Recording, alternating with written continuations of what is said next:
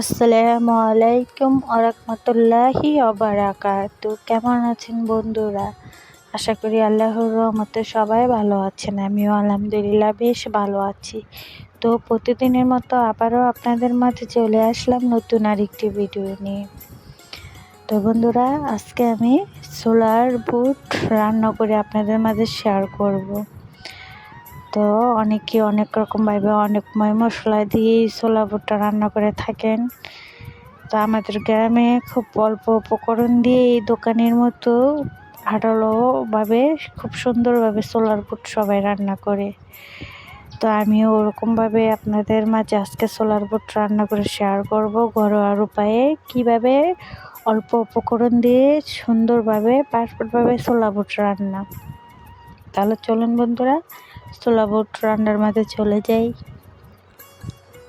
তো বন্ধুরা, ছোলার বুট বুনা রান্নাটা করার জন্য প্রথমেই ছোলার ডালটা বা ছোলার বুটটা আপনারা সারা রাত ভিজিয়ে রাখবেন। তো ছোলাটা একটু নরম হবে, তারপরে তাড়াতাড়ি একটু সিদ্ধ হয়ে যাবে। তো আমি এই তো সারা রাত ভিজিয়ে রেখেছিলাম। তো এতে দেখুন কতটা ফুলে বড় হয়ে গেছে।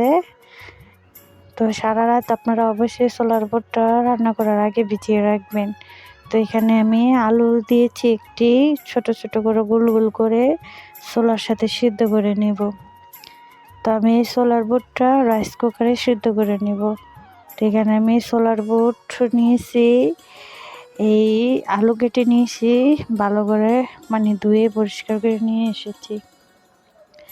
তো এবার আমি রাইস কুকারে ছোলার বুটটা একটু লবণ দিয়ে পরিমাণ মতো পানি দিয়ে সিদ্ধ করে নেব ভালোভাবে।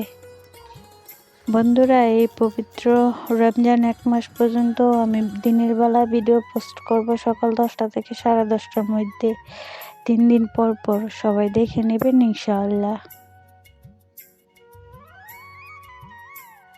তো বন্ধুরা, এই তো বুট আলুগুলো সিদ্ধ হয়ে গেছে, দেখুন কতটা মুলাম হয়েছে। তো বন্ধুরা, আপনারা এই বুটটা একেবারে খোয়াবেন না সিদ্ধ করার সময়, যাতে না ক্ষয়ে যায়। তো একেবারে ক্ষয়ে গেলে বুটটা ভাগারটা ভালো হবে না, খেতে ভালো লাগবে না। তো এরকম একটা আস্ত অবস্থায় উপরদা শক্ত, উপরদায় থাকবে একটু, আর ভিতর দিয়ে একেবারে মুলাম থাকবে, ওরকমভাবে আর কি সিদ্ধ করবেন। তো বন্ধুরা, আমি অর্ধেক বুট এই ভাগার দেব, বোনা করব, আর অর্ধেক বুট রেখে দেব ফ্রিজে। তো এই তো আমি বক্স নিয়েছি এখানে। তো প্রতিদিন বুট সিদ্ধ করতে ভালো লাগে না। তো যারা এই প্রতিদিন সিদ্ধ করা ঝামেলা না করতে চান, তারা এভাবে করে অনেকগুলো বুট সিদ্ধ করে বক্সের মধ্যে নর্মালে রেখে 2-3 দিন খেতে পারেন। তো এই তো আমি বক্সের মধ্যে অর্ধেক বুট রেখে দিতেছি, নর্মালে রেখে দেবো ফ্রিজে, আর অর্ধেক গুঁড়া আমি বোনা করে নিব আজকের জন্য। তো বন্ধুরা, এই তো বুটটা বাগার দিতে চলে আসলাম। তো এখানে আমি কড়াইয়ে বসে দিয়েছি, কড়াইয়ের মধ্যে পরিমাণ তেলও দিয়েছি, কাঁচামরিচ আর পেঁয়াজ প্রথম দিয়েছি। তো পেঁয়াজগুলো একটু বাদামি কালার হলে একটু হলুদ মরিচের গুঁড়ো, আদা রসুন দিয়ে আর একটু লবণ দিয়ে, পরিমাণ মতো একটু লবণ দেবো, যেহেতু আমি বুটের মধ্যে এই লবণ আগে থেকে দিয়েছিলাম, তা অল্প একটু লবণ দেবো। তারপরে একটু পানি দিয়ে ভালো করে আমি কষিয়ে নেব। আমি বুটটা বাগার দেবো শুধু এই পেঁয়াজ দিয়ে, এই ধনেপাতা দিয়ে, আর কোনো বাড়তি মশলা আমি অ্যাড করব না। তো আপনারা চাইলে আরও মশলা দিয়ে বুটটা বাগার দিয়ে খেতে পারেন। তো দেশি ধনেপাতা দিয়ে বুটটা বাগার দিলে সুন্দর একটা ঘ্রাণ আসে, আমার কাছে খুবই ভালো লাগে। তো বুটটা আমার মশলা দিয়ে ভালো লাগে না।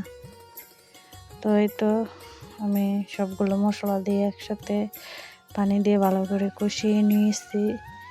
তো এবার আমি এই বুটগুলোকে দিয়ে দিব। তো বুটগুলোকে ভালো করে আমি বাগার দিয়ে নেব। তো বাগার দেওয়ার মধ্যে একটু পরিমাণ মতো পানি দেব, যাতে এই কাঁচা হলুদ মরিচের গন্ধটা না আসে।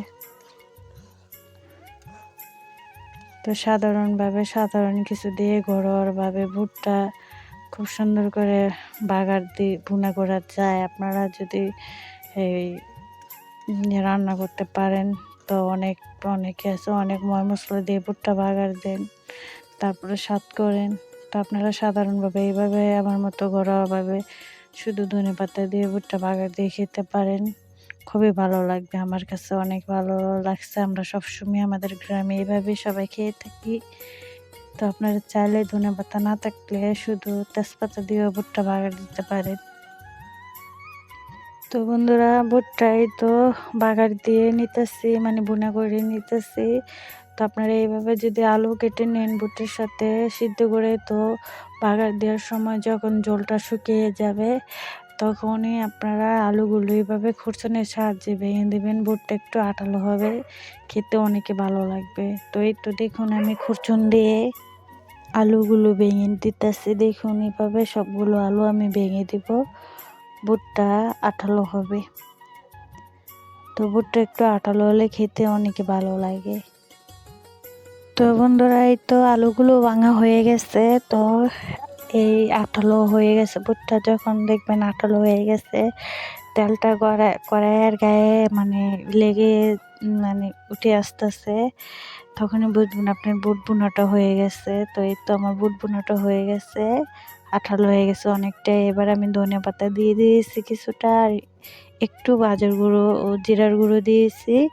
তারপরে 2 মিনিট জাল করে আমি নামিয়ে নিব, তারপরে আপনাদেরকে পরিবেশন করে দেখাচ্ছি। তো বন্ধুরা, যারা যারা আমার ভিডিও দেখতেছেন সাধারণ দর্শকের উদ্দেশ্যে বলতেছি, যদি লাইক দিতে ভুলে যান অবশ্যই একটা লাইক দিয়ে যাবেন প্লিজ। আপনাদের একটি লাইকের কারণে আমার ভিডিওটা শেয়ার হতে পারে। যারা যারা এই কাজটি করেছেন তাদেরকে অসংখ্য অসংখ্য ধন্যবাদ।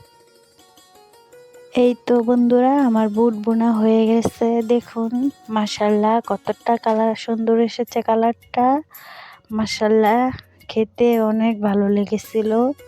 তো আমি মাগরিবের আগে এই বুটটা বোনা করেছিলাম। তো ইফতারের পরেই আমি ভয়েস দিয়ে ভিডিওটা তৈরি করেছিলাম খাবারের পর। মাশাল্লাহ অনেকে ভালো লেগেছিল খেতে। তো আমার আজকের ছোলার বুট বোনাটা কেমন হয়েছে অবশ্যই কমেন্টের মধ্যে জানাবেন, জানাতে ভুলবেন না। তো আজ এই পর্যন্তই। সবাই ভালো থাকবেন, সবাই সুস্থ থাকবেন, সবাই শরীরের প্রতি যত্ন নেবেন, সবাই 30টা রোজা রাখবেন, 5 ওয়াক্ত নামাজ পড়বেন, সবাই সবার জন্য দোয়া করবেন, সবাই সবার পাশে থাকবেন। আসসালামু আলাইকুম ওয়া রাহমাতুল্লাহি ওয়া বারাকাতুহু। আল্লাহ হাফেজ বন্ধুরা।